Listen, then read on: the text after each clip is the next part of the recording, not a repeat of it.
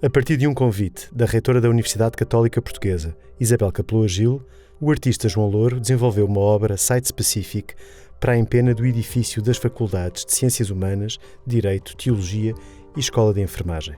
Com o título Dead End 19, esta obra pública faz parte de um projeto desta universidade em tornar os seus campi em lugares de cultura. Em conjunto com o desenvolvimento desta obra original, o artista apresentou na Galeria Fundação Amélia de Melo a exposição Matriz.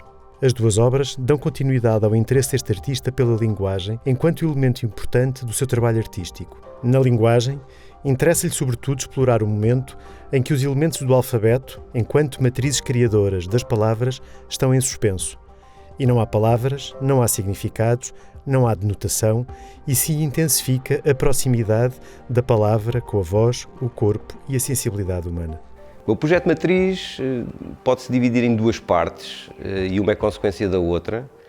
A primeira é um dead end que vai ser apresentado na empena do edifício e depois há a seguir uma exposição, essa sim que tem o nome Matriz, e onde vão ser apresentadas uma série de obras novas e que partem de um princípio que era uma tentativa de fazer uma espécie de peça de teatro à escala planetária, onde personagens que não se conhecem umas às outras e que não se ligam por nenhum motivo aparente e que pertencem a universos diferentes e a autores diferentes, poderiam ser as personagens desse elenco que produziria uma espécie de peça teatral ou uma sinfonia, digamos assim, ou uma ópera, melhor ainda.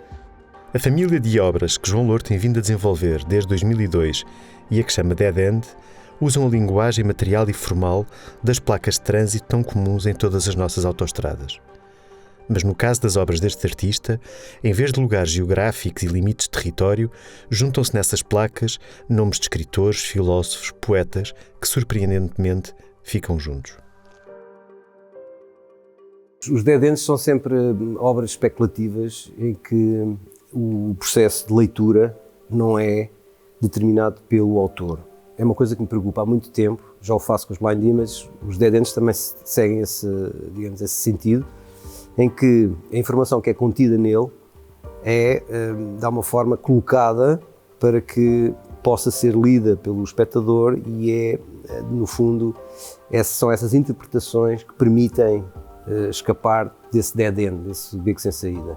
E, portanto, quando nós nos deparamos com um beco sem saída, a única coisa que podemos fazer é utilizar todas as ferramentas que estejam ao nosso dispor, quer conceptuais, intelectuais, algumas que estão contidas nos próprios painéis.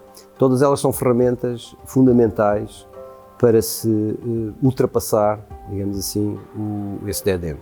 Todos nós andamos em estradas, todos nós conhecemos automóveis, todos nós conhecemos as vias que nos permitem deslocar de um sítio para o outro. Todos nós temos essa informação contida em nós. E essa informação é muito importante quando se fala dos dead ends especificamente, porque essa informação visual é utilizada quase sem filtro.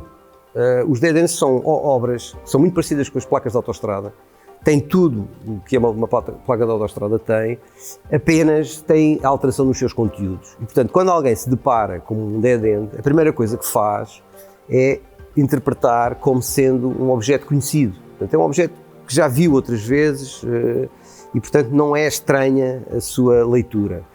Quando, de repente, se apercebe que dentro da informação contida, dentro dos painéis, há um grau de estranheza, esse grau de estranheza é que permite dizer que é a partir desse momento que a obra de arte começa. A obra não deve ser dominada pelo espectador. Os nomes que lá estão são nomes que não fazem sentido para mim, mas são afinidades letivas, e portanto essas confrontações que se estabelecem, não é importante deter, digamos assim, os códigos de acesso a todas essas pessoas que aparecem, todos esses personagens que aparecem. Portanto, ela funciona por digamos, camadas e depende precisamente do espectador quando está perante a obra. Nestas obras, as ligações entre os diferentes autores e conceitos inscritos nas placas são sempre inesperadas e paradoxais e a desafiar a lógica habitual de organização do cânon ocidental, da filosofia, da literatura, da arte. A arte não tem que ser coerente, não há nada que diga, não há nenhuma fórmula que diga como se deve fazer. São coisas absolutamente que fazem parte do autor, mas a intenção é que eles possam, num outro espectador, e até num espectador inadvertido, porque estas são peças que funcionam no seu exterior, portanto tu não estás dentro do museu, tu não estás à espera de encontrar uma obra de arte, tu estás perante um objeto que tem uma informação que tu aparentemente conheces, tem todas as aparências que tu conheces, mas depois há qualquer coisa, uma espécie de curto-circuito mental. Não há uma sequência lógica, mas a literatura, a arte, a poesia não tem uma sequência lógica, é um outro processo. E esse processo é o processo que me interessa desenvolver, a mim não me interessa ser um escolástico, não é isso que eu ando à procura. Todo esse processo que é especulativo, que é de afinidade eletiva, todos esses processos são processos que eu tenho e tento incluir na obra.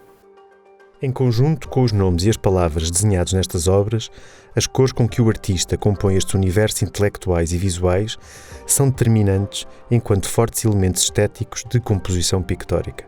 O meu processo, sobretudo com as cores, é um processo estranho porque é um processo ready-made, ou seja, eu em vez de andar a descobrir objetos, eu descubro cores. As cores têm um significado.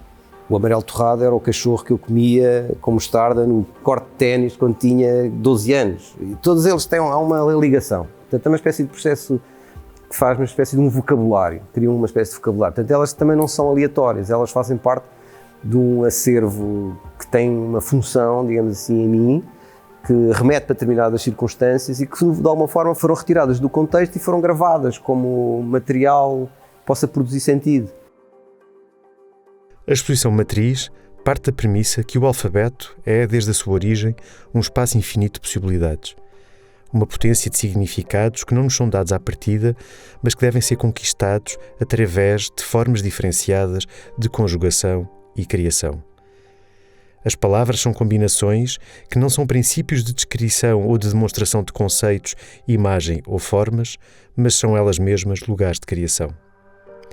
A dimensão escultórica e o objetual que João Louro atribui a estas matrizes partem da constatação que o espaço infinito anunciado pelo alfabeto, que nesta sua exposição designa a capacidade humana de inventar palavras, é potencialmente infinita. E esses lugares são lugares de criação onde surgem não só conceitos, mas também imagens, objetos e formas. A exposição matriz, apesar de ser usado uma parte mais manual, no fundo que é a construção de palavras, frases, a construção de personagens, ela usa sempre uma espécie de uma dinâmica da régua, não é? A régua é uma coisa que contém o desenho, ela define, ela não permite qualquer tipo de grau de romantismo, quer dizer, aquilo está definido pela própria fronteira que o stencil concede. E, portanto, nesse aspecto, aquilo que sobretudo me interessava era construir, ou ter na minha mão, uma espécie de um artefacto de construção de mundos. Isto é um artefacto que constrói mundos. A questão da manualidade tem influência aqui. Eu não queria, e fujo sempre disso, eu não queria ser um designer. Não é essa a minha intenção. Eu não quero fazer coisas limpinhas, eu quero que o material me ajude, eu quero que o material traga a sua informação. Eu deixo muita liberdade ao material. Eu nunca contrario o material. É um erro, muitas vezes os artistas querem contrariar o material, mas o material é soberano, ele é que manda. E, portanto, todos os erros que possam existir dessa manualidade são erros que o próprio material me condiciona a fazer. Não é digamos, uma opção. Muitas vezes o que nos acontece é que nós dominamos uma técnica e depois protegemos-nos com a técnica. Ou seja, a técnica resolve todos os assuntos que nós pretendemos. Só que é o erro crasso, que acabamos por criar um tique de proteção e não uma ferramenta de especulação, que é isso que mais me interessa. João Louro, que expõe regularmente desde os anos de 1990, é um dos nomes fundamentais da arte portuguesa contemporânea. Conhecido, sobretudo, pela maneira como tem trabalhado a partir de uma forte ligação com a tradição da arte conceptual e minimal norte-americana. O meu universo era um universo conceptual e minimal. Portanto, eu estava muito empenhado em poder pensar a partir daí. Comecei a trabalhar mais ou menos profissionalmente em 1989 e já estava muito carregado, porque o mundo minimal e conceptual vem dos anos 70 e se calhar não acaba, mas tem ali um período dos anos 70 até ao fim dos anos 90. Portanto, há ali um período em que todos os Kossuths, todos os John Coward, toda essa gente que vinha dos anos 70 e de uma certa ressaca da pop art, acaba por criar um caminho novo. Há um caminho novo ali que se abriu, que não tem nada a ver com expressionismo, não tem nada a ver com cultura pop, tem a ver com outras coisas. E é daí que eu venho. Portanto, era natural que não tivesse interessado ou não tivesse motivado para explorar outros caminhos, já que me sentia muito curioso, não confortável, mas muito curioso sobre o universo conceptual e minimal.